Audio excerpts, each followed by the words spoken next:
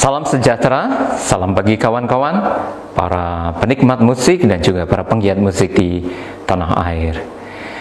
Nama saya Agastya Ramalistia, saya merupakan staf pengajar di program studi seni musik UKSW. Pada hari ini, kesempatan ini saya akan menyampaikan tutorial pengantar aransemen musik koral dasar. Dan tutorial ini akan terdiri dari 4 sesi. Pada sesi pertama, kita akan belajar mengenai hal-hal yang perlu diperhatikan di dalam membuat aransemen, khususnya musik vokal. Dan pada sesi kedua, kita akan belajar tentang aransemen homofonis. Kemudian pada sesi ketiga, kita akan belajar bersama-sama mempraktekkan cara pembuatan aransemen bertekstur polifonis. Dan pada sesi keempat kita akan menambahkan bagian interlude dan juga koda serta menggabungkan antara aransemen bertekstur homofonis dan polifonis. Tutorial ini menjadi satu rangkaian dari program yang kami sebut Music Concert and Lectures from Home presented by Satya Wacana Music Faculty. Kami persembahkan program ini khusus bagi para penggiat seni, bagi pekerja seni di seluruh tanah air yang terkena oleh dampak COVID-19. Kiranya boleh menyemangati kita semua di saat kita tinggal di rumah, kita boleh belajar sesuatu. Selamat menikmati. Nah, sebelum kita bicara tentang atau kita berlatih melakukan aransemen, ada beberapa hal yang perlu kita ketahui tentang aransemen. Paling tidak, kawan-kawan mengetahui tentang pemahaman atau pengertian aransemen. Kalau selama ini kita memahami aransemen adalah, misalnya saat kita menyusun bunga, kemudian menjadi sebuah karangan, itu dikatakan sebagai mengaransemen. Jadi mengaransemen pada dasarnya adalah mengolah materi yang sudah ada. Dalam konteks musik, kita memahami materi yang sudah ada itu sebagai lagu, melodi, dan beserta teksnya. Kita mengolah materi yang ada tersebut sesuai dengan kebutuhan. Misalnya, kita mengaransemen lagu, katakan Ibu Kita Kartini, menjadi sebuah aransemen untuk paduan suara campuran sopran, alto, tenor, bass. Atau kita mengaransemen lagu Ibu Kita Kartini untuk dimainkan oleh ensemble gesek atau ensemble tiup. Aransemen adalah mengolah sesuatu atau materi yang sudah ada menjadi sesuatu yang berbunyi lebih indah. Kalau setelah diaransemen menjadi tidak lebih indah dari lagu aslinya, tentu ada yang salah dalam hal itu. Kemudian kita akan belajar ada beberapa ragam aransemen musik untuk paduan suara. Kalau kita melihat atau membaginya, aransemen musik dibedakan menjadi aransemen musik untuk paduan suara sejenis. Misalnya untuk sopran dan alto, sopran, sopran, alto, atau sopran, sopran, alto, alto. Atau untuk pria, tenor, tenor, bass, bass, TT, BB. Atau untuk paduan suara anak, itu dikategorikan sebagai paduan suara sejenis. Paduan suara sejenis ada dalam tekstur homofonik, ada dalam tekstur polifonik, ada yang menggunakan iringan atau lazim disebut akapela, atau ada juga yang tanpa, yang menggunakan iringan, piano misalnya, atau orkes. Nah, pengertian menggunakan iringan seringkali terjadi salah kaprah. Orang mengucapkan akapela untuk musik vokal yang tidak menggunakan iringan, kapela untuk aransemen musik atau komposisi musik yang menggunakan iringan. Nah, pengertian itu adalah salah. Jadi pengertian akapela lawannya bukan kapela, tetapi akapela lawannya adalah accompanied atau menggunakan iringan. Nah, saya tadi menyebut tentang tekstur homofonis dan tekstur polifonis. Mungkin ada beberapa dari kita yang bertanya, apa yang disebut atau dimaksud dengan tekstur homofonis? Sebagai contoh, tekstur homofonis adalah saat kita melihat sebuah aransemen, misalnya dalam paduan suara 4 suara campuran, sopran, alto, tenor, dan bass. Kita melihat melodi suara yang terdapat pada suara sopran, alto, tenor, dan bass berbunyi bersamaan menggunakan polaritme yang sama, itu disebut dengan tekstur homofonis. Jadi pada dasarnya melodi suara yang terdapat pada keempat suara bergerak, berbunyi, dan berjalan secara bersamaan. Nah, kemudian kita akan bertanya, apa bedanya dengan aransemen musik atau komposisi musik bertekstur polifonis? Dari kata poli yang artinya banyak, foni artinya bunyi, polifoni sama. Misalkan kita berbicara dalam konteks aransemen sopran, alto, tenor, bass, atau komposisi untuk sopran, alto, tenor, bass, kita melihat misalnya dalam komposisi atau aransemen bertekstur polifonis, sopran mengawali lebih dahulu, kemudian ditirukan oleh suara alto pada birama kedua atau birama ketiga, kemudian disusul tenor pada birama keempat atau kelima, bass, dan seterusnya. Jadi perbedaannya, komposisi atau aransemen bertekstur homofonis itu bila seluruh melodi suara bergerak dan berjalan bersama-sama, dibunyikan bersama-sama. Sementara pada komposisi musik polifonis, melodi suara masuk bergantian. Kita bisa melihat atau mendengar misalkan komposisi musik Renaissance, misalnya komposisi dari Palestrina atau Thomas Byrd, kita bisa lihat bersifat polifonik. Untuk memberikan gambaran kepada kawan-kawan sekalian tentang aransemen musik bertekstur homofonis, saya akan memberikan contoh dari aransemen lagu berikut, lagu berjudul Tepuk Tangan, karya dari Budi Bidun. Kalau kita lihat pada melodi suara sopran 1, sopran 2, dan alto, mereka bernyanyi dalam tempo yang sama dengan menggunakan ritme yang sama, dibunyikan secara serentak. Hanya yang membedakan sopran 1, sopran 2, dan alto adalah nadanya. Kalau kita lihat pada birama 10, sopran 1 menyanyikan nada E cis, pada birama 10 ya, E cis, E cis, E. Sementara sopran 2 menyanyikan B ais, cis, ais. Alto menyanyikan fis, E, kis, fis, E, fis. Tetapi mereka semua, ketiga melodi suara ini bergerak bersamaan. Itu yang disebut dengan teknik pertama di dalam homofonik yang disebut dengan not melawan not. Jadi semua berjalan bersamaan dalam tempo yang sama, dalam polaritme yang sama. Kemudian teknik kedua yang digunakan dalam tekstur homofonik itu adalah disebut dengan teknik homofoni animatif. Sebenarnya tidak banyak berbeda dengan yang kita sudah lihat teknik yang pertama, yaitu not melawan not.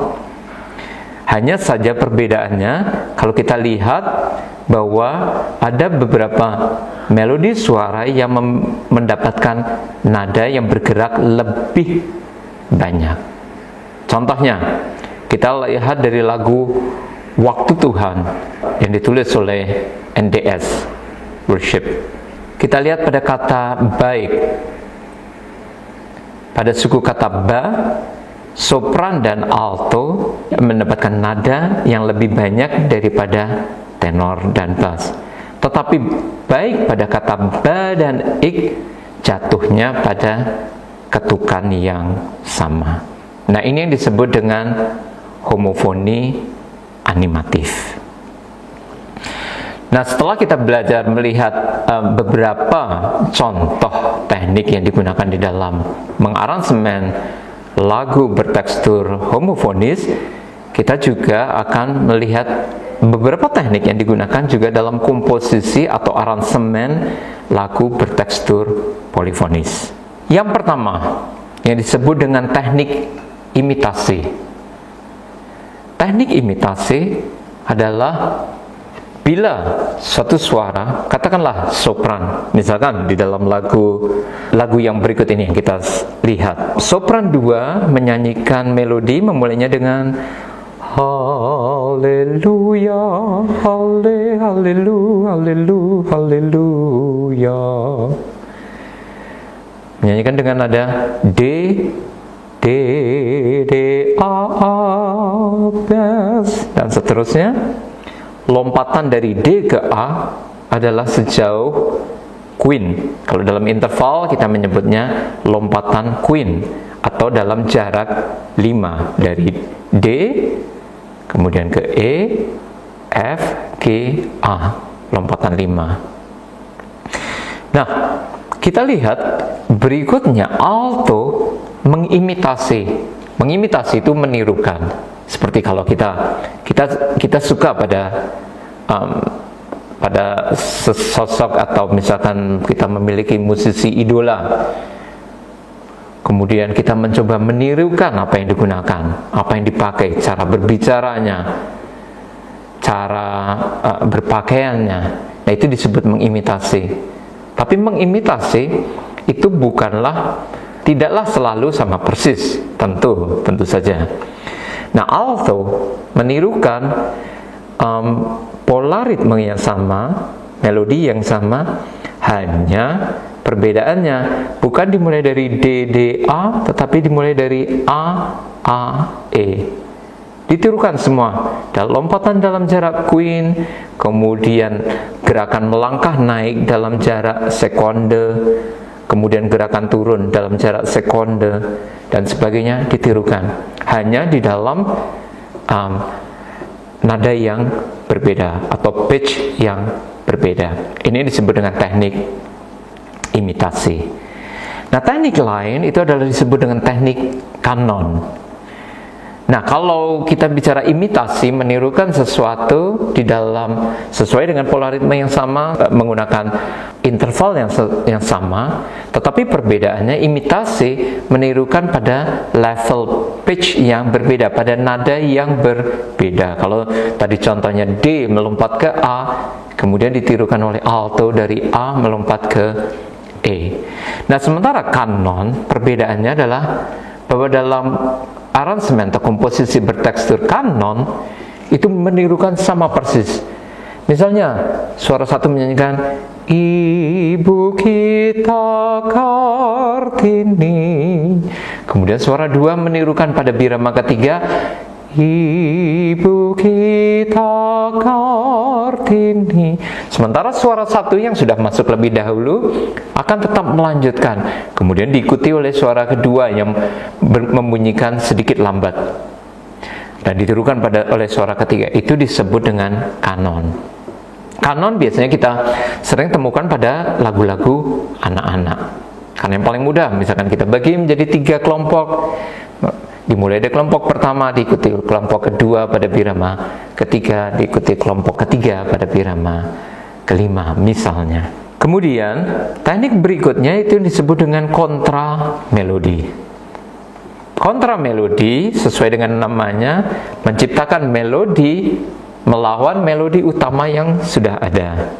Misalkan di dalam lagu berikut, masih lagu Tepuk Tangan dari Budi Bidun, kita melihat alto menyanyikan melodi utama, sementara sopran 1 dan sopran 2 menciptakan melodi yang berbeda di atas melodi alto.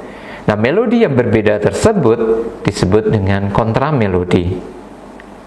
Walaupun kemudian pada birama 58 ketukan keempat mereka kembali bernyanyi bersama. Teknik berikutnya adalah yang disebut dengan deskan. Biasanya kalau kita melihat misalkan dalam komposisi atau aransemen sopran, alto, tenor, bass, mereka bernyanyi bersama, kemudian di atas kemudian ada satu atau dua suara, atau katakanlah suara sopran satu, mereka bernyanyi di atas melodi sopran, alto, tenor, dan bass untuk membuat musik menjadi lebih menarik, menjadi lebih rancak.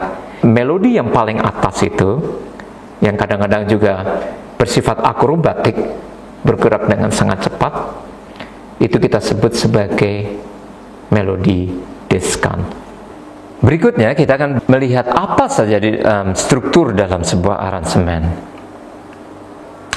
Yang pertama, biasanya dalam sebuah aransemen ada yang disebut dengan introduksi. Sama seperti halnya kalau kita berbicara atau kita menyampaikan pidato, maka kita biasanya mengawali dengan kata pengantar. Nah, apa tujuan introduksi di dalam sebuah aransemen atau komposisi? Biasanya dalam memperkenalkan nuansa, tempo lagu, tonalitas, suasana yang ada di dalam lagu yang akan dinyanyikan atau dimainkan. Kemudian setelah introduksi, kita akan masuk ke bagian yang utama yang disebut dengan lagu pokok. Contoh aransemen lagu Ibu Kartini, berarti lagu pokoknya adalah Ibu Kartini, lagu yang kita kenal. Itu disebut sebagai materi pokoknya. Setelah lagu pokok, biasanya kemudian disusul oleh bagian yang disebut dengan interlude. Interlude adalah bagian sisipan, bagian yang mengantarkan menuju pengembangan lagu pokok. Nah, biasanya dalam interlude akan ada pengantar. Misalnya, lagu tersebut akan bermodulasi ke tonalitas yang lebih tinggi, 1 sekonde di atasnya. Misalnya dari F mayor menjadi G mayor. Atau F mayor bermodulasi, berpindah tonalitas ke As mayor. Nah, perubahan bukan hanya pada tonalitas, tetapi juga bisa pada tanda sukat, tempo lagu. Nah, itulah fungsi dari interlude, memperkenalkan apa yang akan terjadi atau mengantisipasi pada penyanyi, pada pemusik, mempersiapkan untuk perubahan yang akan terjadi pada bagian berikutnya yang kita sebut dengan pengembangan lagu pokok. Nah, kalau saya tadi mengatakan pada bagian lagu pokok kita menyanyikan lagu Ibu Kartini, kemudian ada interlude yang mengantar pada perubahan. Nah, perubahan yang akan kita lakukan yang disebut dengan pengembangan lagu pokok diusahakan tidak sama persis. Perubahan bisa banyak hal yang bisa kita lakukan. Salah satunya adalah mengubah tonalitas. Yang kedua, misalnya pada lagu pokok tadi melodi utama dinyanyikan oleh sopran, maka pada pengembangan lagu pokok kita pindah ke suara lain, misalnya tenor atau suara pria, bass. Kemudian dalam pengembangan lagu pokok kita juga bisa mengubah tanda sukat yang semula tadi 4/4, kemudian katakanlah kita ubah menjadi 3/4, 6/8, 9/8, dan sebagainya. Nah, itu merupakan contoh beberapa hal yang bisa kita lakukan pada pengembangan lagu pokok. Dan bagian akhir dari sebuah struktur aransemen yaitu adalah koda. Koda dapat diibaratkan sebagai penutup. Misalnya, saya menyelesaikan sebuah pidato. Saya akan mengatakan bahwa ini kesimpulan dari pidato tersebut, dan semoga Bapak Ibu semua menikmati atau belajar dari apa yang saya sampaikan. Kemudian saya tutup dengan ucapan terima kasih. Demikian halnya juga dengan koda. Nah, seringkali kita bertanya adalah apakah introduksi, interlude, dan koda harus selalu ada? Jawabannya adalah tidak selalu.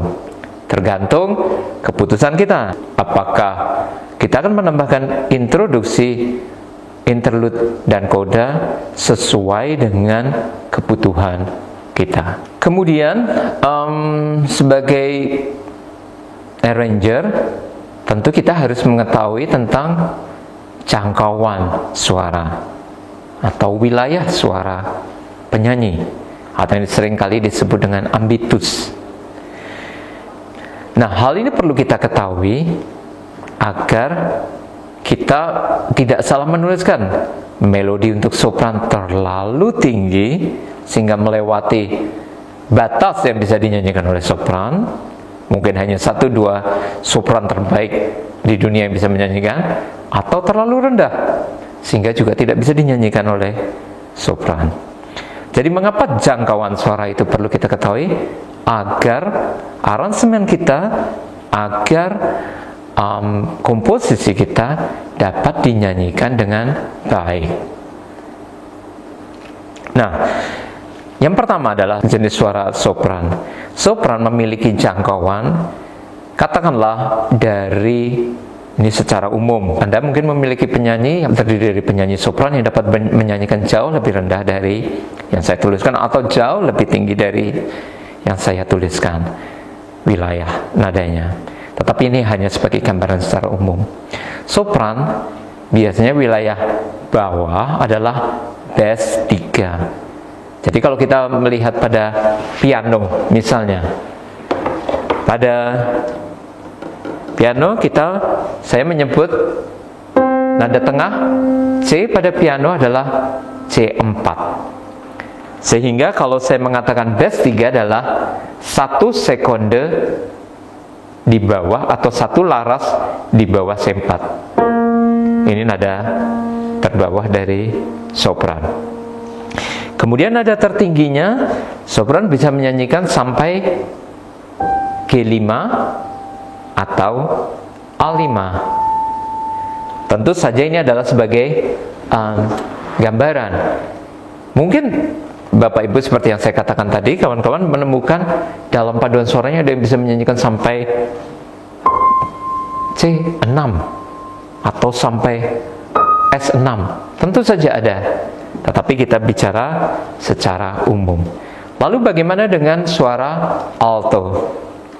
Alto, bila sopran tadi memiliki jangkauan dari bass 3 hingga G5 atau A5, alto biasanya paling tidak memiliki jangkauan dari G3 hingga S5, atau kadang-kadang E5.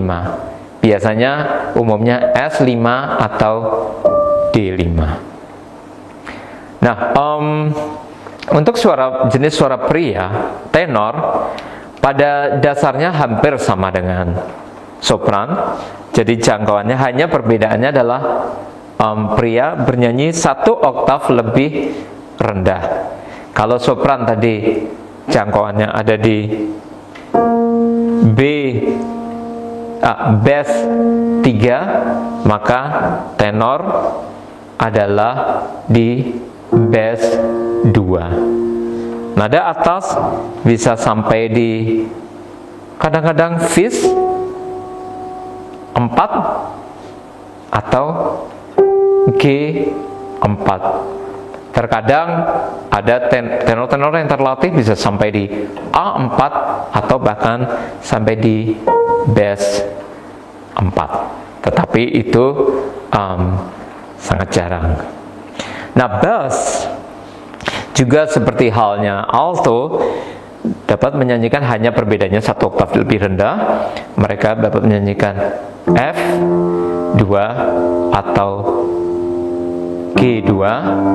Kemudian nada atas adalah katakanlah D4 atau S4, atau terkadang kalau mereka bariton, mereka bisa menyanyikan sampai E4. Nah, beberapa tahapan yang perlu kita ketahui di dalam mengaransemen ini menjadi sangat penting kalau Anda ingin menjadi seorang arranger. Hal apa saja yang perlu kita ketahui? Yang pertama tentu adalah menentukan lagu yang akan kita garap. Seandainya lagu itu keinginan atau inisiatif untuk mengaransemen berasal dari diri kita. Tetapi kalau kita mendapatkan permintaan untuk mengaransemen, tentu kita tidak punya banyak keleluasaan untuk memilih lagu. Biasanya pemesan akan menyebutkan lagu yang diinginkan. Nah, kalau kita sudah menentukan lagu, katakanlah lagu Ibu Kita Kartini, maka yang perlu kita ketahui adalah mengenal lagu yang akan kita aransemen. Cara mengenalnya adalah dengan memainkan melodinya, menyanyikan, atau kita bisa juga mendengarkan melodi asli lagu tersebut. Kemudian mempelajari teksnya. Teksnya berbicara tentang apa? Mengapa itu menjadi sangat penting? Karena dengan memahami teks dan melodi lagu dengan baik, kita mendapatkan kurang lebih gambaran tentang lagu tersebut. Sehingga kita tidak salah menerjemahkan atau salah di dalam mengaransemen lagu tersebut. Kemudian berikutnya yang kita perlu ketahui adalah mencari ide. Misalnya kita sudah mengetahui lagu Ibu Kita Kartini. Nah, ide apa yang bisa kita terapkan di dalam mengaransemen lagu ini? Mungkin kita bisa buka YouTube, kemudian kita bisa mendengar aransemen lain, aransemen yang ada tentang lagu Ibu Kita Kartini, misalnya, seandainya ada. Kemudian kita coba dengarkan. Tentu bukan dengan maksud ingin mengimitasi, ingin meniru, tapi paling tidak kita melihat apa yang sudah dikerjakan oleh arranger lain dan apa kemungkinan apa yang belum dilakukan. Berikutnya adalah menentukan format aransemen. Kalau ide aransemen inisiatifnya berasal dari diri kita, kita tentu akan mengaransemen. Nah, misalnya saya memiliki ensemble vokal Lux Aeterna Vocal Ensemble. Lux Aeterna Vocal Ensemble terdiri dari 4 jenis suara, sopran, alto, tenor, dan bass. Dan saya akan mengaransemen untuk 4 suara. Dan saya bisa melakukan aransemen untuk 4 suara dengan melakukan divisi atau subdivisi. Sopran menjadi sopran dibagi menjadi 2, sopran 1 dan 2, alto 1 dan 2, tenor 1 dan 2, bass 1 dan 2, sehingga saya mendapatkan 8 suara. Atau saya mendapatkan 12 suara misalnya. Nah, saya tahu apa yang akan saya aransemen. Tetapi juga kadang-kadang seperti saya katakan tadi, aransemen juga permintaan itu datang dari paduan suara lain atau konduktor atau pelatih dari paduan suara lain. Maka kita harus menanyakan kira-kira format aransemen seperti apa yang diinginkan. Nah, menjadi sangat penting, seperti saya katakan tadi, bahwa kalau saya mengaransemen untuk Lux Aeterna Vocal Ensemble yang saya pimpin, saya mengetahui kemampuan vokal dari masing-masing anggota. Tetapi kalau saya mengaransemen diminta untuk mengaransemen sebuah instansi, sebuah institusi, paduan suara mahasiswa, tentu yang akan saya pertanyakan adalah bagaimana dengan kemampuan secara umum dari anggota paduan suara tersebut. Mengapa ini perlu saya ketahui? Karena begitu, kalau aransemen saya buat terlalu sulit, maka kemungkinan tidak akan bisa dibawakan dengan baik, ataupun terlalu mudah, sementara paduan suara tersebut memiliki kemampuan yang baik, maka akan terasa menjadi tidak menantang dan tidak menyenangkan. Nah, kadang-kadang informasi tersebut bisa saya peroleh dari pelatih dengan menanyakan, bisakah memberi saya rekaman misalkan yang pernah dibawakan oleh paduan suara tersebut, misalnya dalam sebuah kompetisi atau di dalam sebuah konser katakan, atau mendapatkan informasi secara tertulis, penjelasan dari konduktor paduan suara yang mengenal anggotanya. Nah, hal ini memang perlu menjadi pertimbangan kita. Kemudian kalau kita memulai sebuah aransemen, tentu kita harus menentukan tonalitas. Contoh, kalau kita mengaransemen lagu Ibu Kita Kartini misalnya,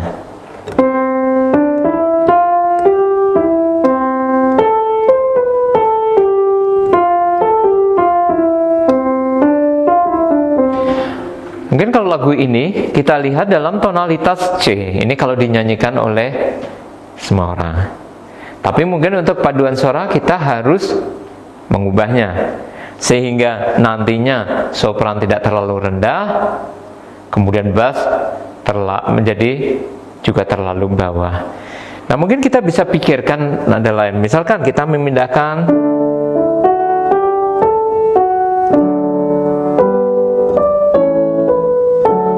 ke D misalnya, atau kita katakan pindahkan ke S, karena pun pada tonalitas S mayor, nada tertingginya pun barulah S.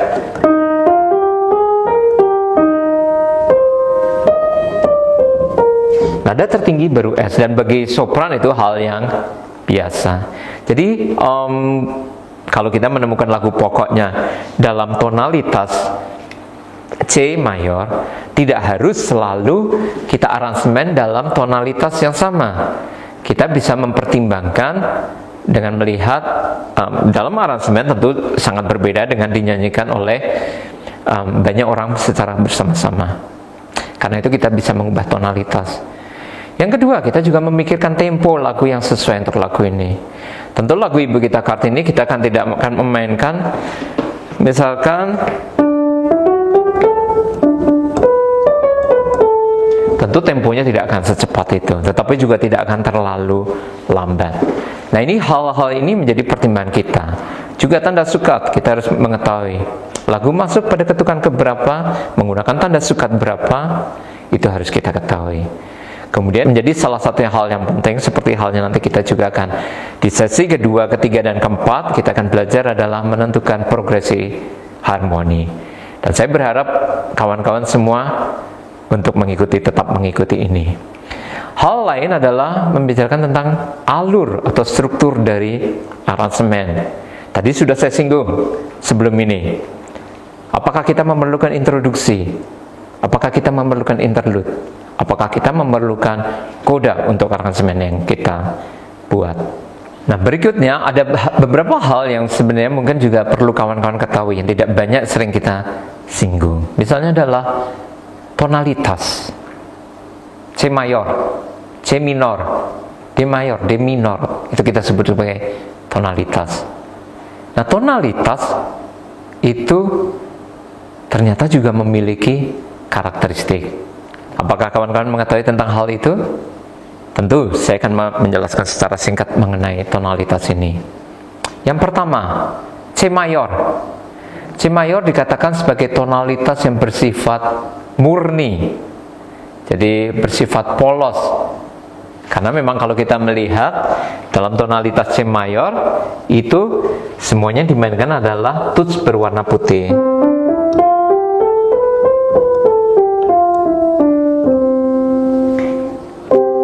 Jadi dikatakan tonalitas C mayor itu bersifat murni atau polos. Kemudian berikutnya adalah tonalitas C minor. C minor menggambarkan tentang deklarasi cinta, sekaligus juga ratapan tentang cinta yang berakhir menyedihkan.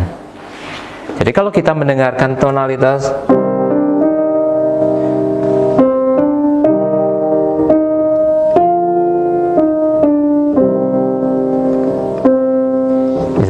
kita pernah mendengarkan lagu itu, suasananya adalah suasana yang menyedihkan. Berikutnya, Des mayor. Des mayor menggambarkan tentang kesedihan, namun sekaligus juga adalah kegembiraan yang meluap. Jadi ada perasaan kontradiktif, sedih di satu sisi, tetapi juga gembira di sisi lain. Kemudian berikutnya adalah D mayor.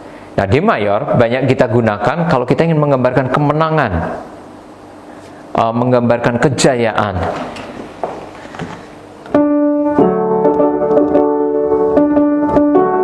Misalkan lagu-lagu Mars banyak menggunakan tonalitas D mayor karena menggambarkan tentang kemenangan, membangkitkan semangat.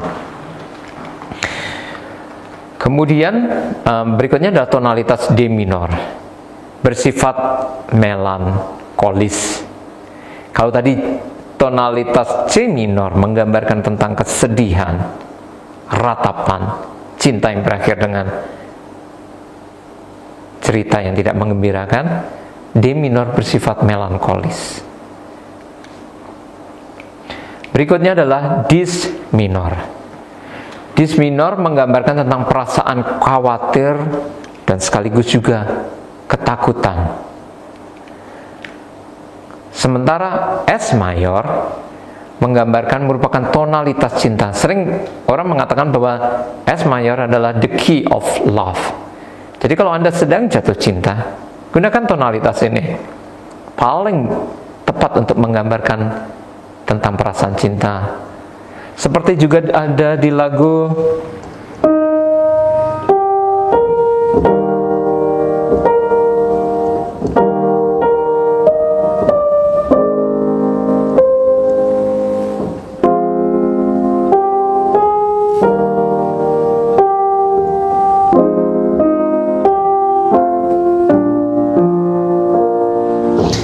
itu menggambarkan tentang perasaan cinta. Tonalitas berikutnya adalah E mayor. E mayor menggambarkan kebahagiaan dan kesukacitaan yang meluap. D mayor menggambarkan tentang kejayaan, kemenangan. E mayor menggambarkan kesukacitaan. Kalau Anda sedang sukacita, Anda sedang bahagia, gunakan E mayor. F mayor menggambarkan ketenangan.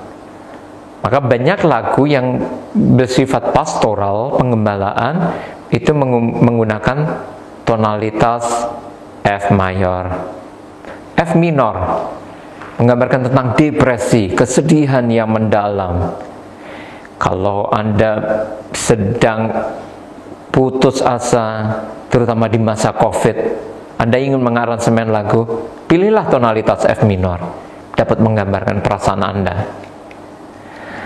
Kemudian Fis mayor, kemenangan atas kesedihan atau atas kesulitan atau atas pergumulan yang berat, Anda menggunakan Fis mayor. Kemudian berikutnya adalah Fis minor, menggambarkan suasana yang suram. Nah, kalau tadi kita melihat C mayor menggambarkan tentang suasana yang polos, kesahajaan, keluguan, suasana yang tidak berpihak. G mayor menggambarkan gairah, semangat yang tenang dan sekaligus juga menyenangkan. G mayor juga menggambarkan tentang persahabatan yang sejati dan cinta yang setia. Karena itu kita mendengar lagu dari Beethoven.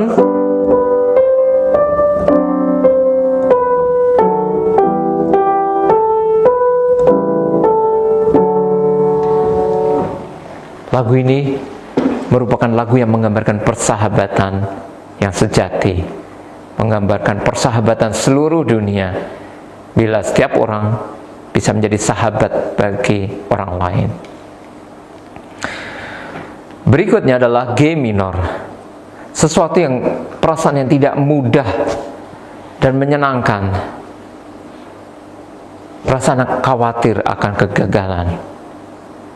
Misalkan Anda sedang jatuh cinta, Anda memiliki perasaan bahwa cinta Anda akan ditolak. G minor merupakan satu tonalitas yang paling tepat untuk menggambarkan perasaan ini. Berikutnya As mayor. Seringkali As mayor diasosiasikan dengan kematian, dengan kubur, dengan penghakiman. Warnanya sangat gelap, itu As mayor. Kemudian As minor adalah ratapan dan pergumulan yang berat. Seperti halnya juga waktu kita melihat Fis minor, juga muncul kembali pada As minor. Kemudian A mayor sebuah kerinduan, sebuah harapan bila kita berpisah untuk bertemu kembali dengan orang yang kita cintai, orang yang kita kasihi. Kita menggunakan tonalitas A mayor. Kemudian berikutnya kita melihat juga iman kepada Tuhan juga dapat kita gambarkan dengan menggunakan tonalitas A mayor. A minor menggambarkan tentang kesalehan dan juga sekaligus hati yang lembut. Bes mayor, cinta yang mengembirakan serta harapan akan dunia yang lebih baik, dunia menjanjikan. Kemudian bes minor, bagi banyak orang bes minor menggambarkan suasana yang aneh, suasana yang janggal, suasana yang tidak ramah, dan seringkali juga merupakan komplain, merupakan perasaan selalu tidak bisa menerima apa yang sudah dimiliki seseorang, tidak puas akan keadaan di sekelilingnya. Kita menggunakan tonalitas bes minor. Kemudian B mayor menggambarkan tentang kemarahan, kecemburuan, keputusasaan. Kalau Anda sedang marah, Anda sedang putus asa, Anda bisa menggunakan tangga nada B mayor. Dan B minor menggambarkan tentang kesabaran, ketenangan, dan kepasrahan. Dan ini juga yang digunakan oleh Johann Sebastian Bach dalam karyanya in B minor. Dia menggunakan Misa in B minor, Mass in B minor untuk menggambarkan kepasrahan, sifat totalitas penyerahan atas ketidaksanggupan, atas kesadaran kita bahwa manusia adalah tidak memiliki kekuatan apa-apa melawan COVID misalnya dalam konteks COVID-19.